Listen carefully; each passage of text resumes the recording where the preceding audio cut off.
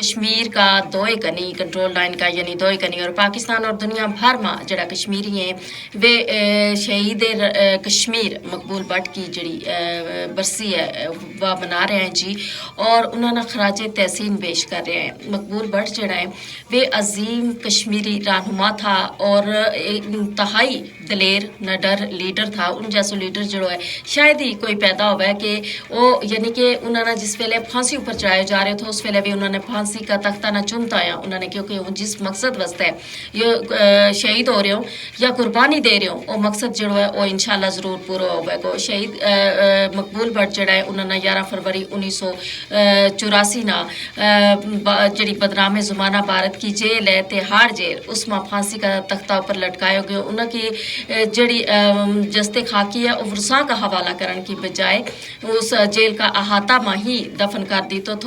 مقبول but جڑا ہے انہوں کو جو جرم تھو وہ یہ تھو کہ وہ